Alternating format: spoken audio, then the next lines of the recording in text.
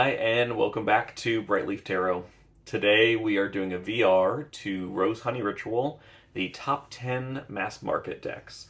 I'll just point out these are not going to be in any particular order. There's no rhyme or reason here. I grabbed like 16 decks and then just now was like, all right, I'm going to make this 10. So let's get started. The first one is the Medieval Scapini. I don't know if you have seen this before on my channel or on other people's channels. I just love this like weird, the back is like gold without being gold, and this like tea stained vintage yellow. Really historical feel to it, but I think they were created in like 1985, but they were inspired by older decks. Some of the cards can feel a little bit pippish, but with the addition of some kind of, characters in the scene that help it feel a little bit more like storytale. It's just a little bit, for me, I'm so visual, I really appreciate there being, I never deck mod like this, but I have 2 decks that I've modded are in this pile. So here you go. I edged them with a gold Sharpie. It's about as fancy as I can afford to get. I don't love, I don't know, like that sort of tedious work. It just drives me a little crazy. The next one, and this one's a deck that I feel like a lot of people have slept on. It is so good. The art is so cool, and I just feel like everybody should get this deck. And that's the Pre-Raphaelite Tarot. And let's see, who does this? It's Los Scarabeo. The backs are crazy, and I love how crazy they are. It just feels like, I don't know, Victorian Miami wallpaper, but in like the best way possible. I love that they're borderless, with the exception of the titles at the bottom. Here's the Tower, and so the major arcana don't have any like official titles. It's just the numbers, but they're so, if you are used to tarot, they're so easily recognizable. But the images are just like dreamy and rich, and the oversaturation of the colors is just like, I don't know, I just love it. It's so cool. And again, this sort of has, because it's pre-Raphaelite, it has that sort of like slightly historic tone to it.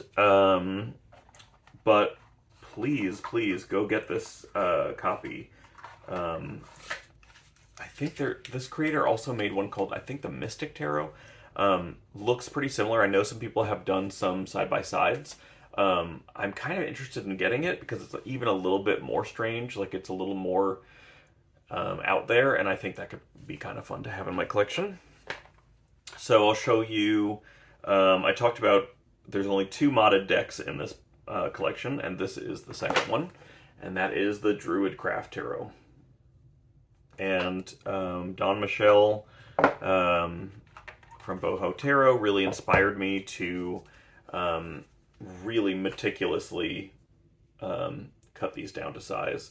So I went ahead and no borders at all, no numbers, no titles. And I just love this deck. It's just like cheerful and bright and feels really like, I don't know, like earthy and all the things that you kind of want it to feel. I feel like it's easy to read, even without, I don't need those numbers. Uh-oh, you can see here, I didn't do a great job with that trim. You'll forgive me, it's fine. I'm not going to retrim it. But I do love that deck. I just, I wish it came in this like trim size, because it's such the original size, I just find that it's like too unwieldy, and then the cardstock actually feels cheaper when it's larger. As you cut it down to size, it sort of has more spring to it, and I don't know. I just find it a little bit more. It feels more high end. I know that sounds strange, but yeah, there's a big difference between the cardstock in terms of sizes. So, when somebody has a really thick cardstock and then they make it a small deck, then it's like you can't shuffle it at all. It's got to be overhand. There's no ripple. Anyways, that's for another video. The next deck is Cosmic Slumber.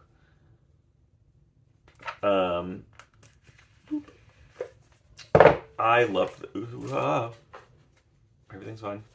I love this deck again, and I guess I'm a sucker for a back. I love good card backs. I like this sort of like dusty lilac and these like beautiful golden warm sunny tangerine colors. I think that's really fun. And the artwork is the borders are a little bigger than I think they need to be, but the artwork is really sweet, and somehow it's like without being busy, it's also not too simple. And some of the cards have a little bit more going on than others, but I love this art style. I love these colors. Just an amazing deck. And I talk about cardstock all the time. Liminal 11, I don't love the cardstock they usually use, but for some reason they really nailed it with the Cosmic Slumber. I don't know why they don't use this cardstock for their other decks. Hopefully they will in the future. Okay, slightly controversial. It is mass market, I promise, but Kitty Kahane. Now, this is a reprint. AGM just reprinted it, I want to say last year. So I found this on eBay because AGM is in Europe, and I have 2 copies of it because the first one that came out from AGM as a reprint was the German version, which is the original. Kitty Kahane is a German artist. And then a couple months later, the English one came out, and so I bought that. And I have the first edition of this deck as well, but it was the cardstock was a little bit warped, so I was excited to get another deck that I could play around with, and now I have 3, so who's crazy now? I love these weird deck backs. Yeah, all of these seem to have really weird backs. And Kitty Kahane's art style is just really wacky and playful. You may find similarity between this and like the Circo Tarot, but really they're such different decks. It's such different art. But they share like a little similarity here and there with like it being a little bit more poppy, a little bit more I'm not sure what the word is, but if you've seen Circo Tarot and you see this, the Kitty Kahane Tarot next to it, I think you'll see like what I'm talking about. And I love AGM's cardstock. This is great. And the new box, magnetic closure, very great. Comes with a really good book too. It's like pretty sizable for a little white book.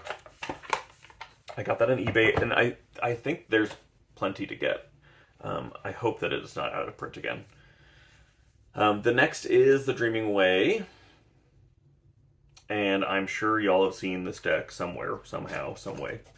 And I actually had this deck, and then I downsized and got rid of it, and like a week later, I regretted that decision. Now you're gonna think I only buy decks for the backs. And I know there's a real love it or hate it with these Dreaming Way backs. I don't care. It doesn't bother me. Like, I think these are kind of amazing. Like, I feel like I'm looking under a microscope at, like, bacteria.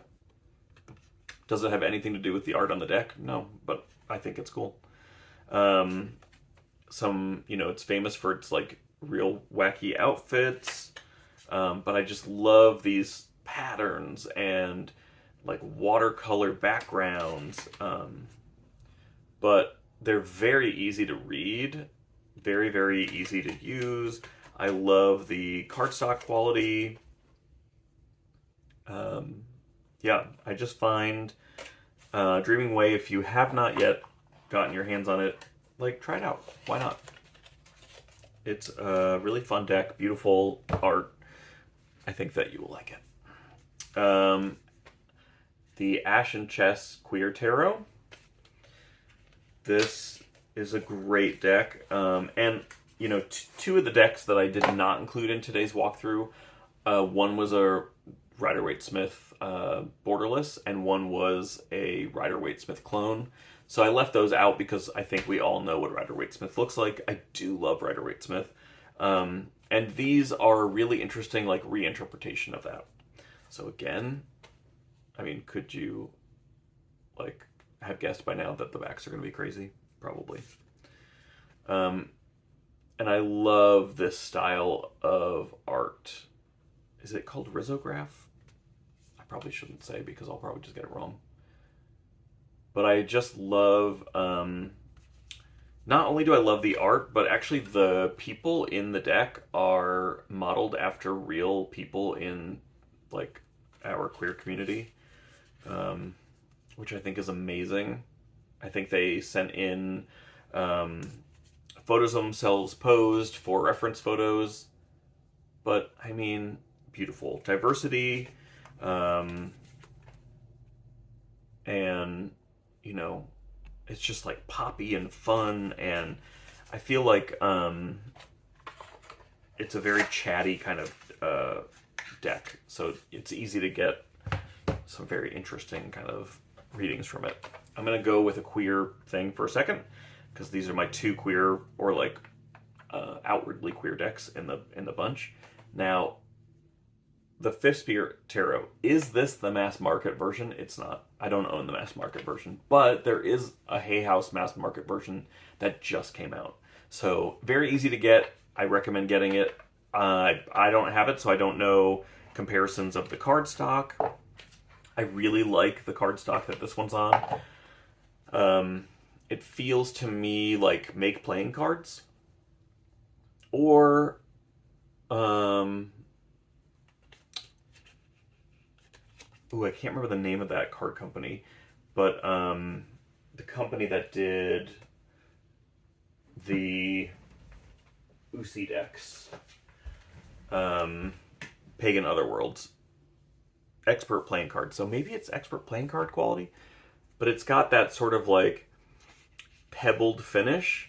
It's slick, so they slide around really easy, which I kind of think is fun. I think other people are annoyed by it, but this is my choices. So I'm not annoyed by it. I picked this. I know that the new Hay House one, people call it like, I think people are referring to it as like indie deck cardstock, which is funny because to me, this actually is the indie deck, and it feels to me like, you know, close to what you would get from US games. And there have been some changes in the reprint in the mass market edition. So I know some people have some really cool videos showing side-by-side comparisons. I definitely recommend checking that out. Love the art. Some of the cards are a little pippish. So, you know, just be warned if that's going to be difficult for you, you know. It might be a deck that, you know, if you're ready to sort of take your readings to the next level and you want to sort of like take a shot with a deck that's not all the way to pip, that would be a great one. And then the Golden Art Nouveau. I just like, again, this was one that I owned. I downsized, I got rid of it, and I totally missed it within just a couple weeks. So I bought it again, which, you know, I need to just make my mind up. Now, these backs I don't love. I I'm sure they're supposed to be seen this way. Like, is that a tree? Oops. A tree with a sun and moon. I'm not sure. Like, why these are... they're just not... They're not the backs for me. But the art is so beautiful. And, you know, it's like I'm purposely trying to catch the light with this foiling that's on the cards. But it's really not that bad in person. Like, it's not distracting, I mean to say. I love how, like, over the top it is, and it just feels, like, extravagant, you know?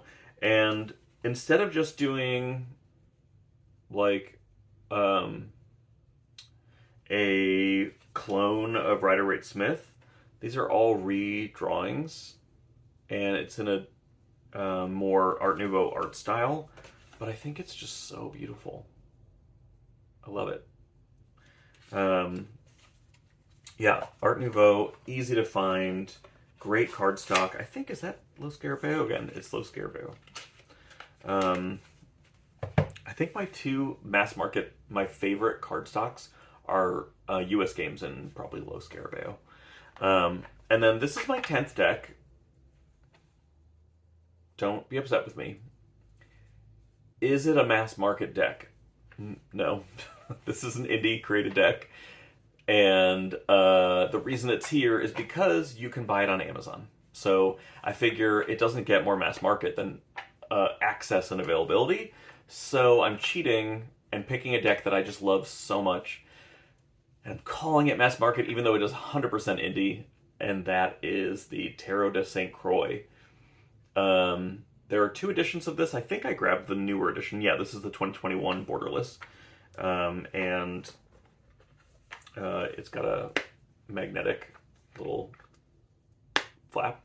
You can see on the inside, it's the same design that's on the backs of the cards. Lisa de St. Croix, amazing artist. I love these deck backs. Of course I do, right? And so, you know, if you look really close, it's like this portal, this gateway. I just love that. The art is beautiful. It's rich. It's diverse. There are different types of people, different types of cultures, different body types and ages, and it's so representative of so many different people and places and things. And it just feels like the messages that I get from this deck are so layered and interesting, and my intuition like really feeds off of the energy that Lisa put into this artwork.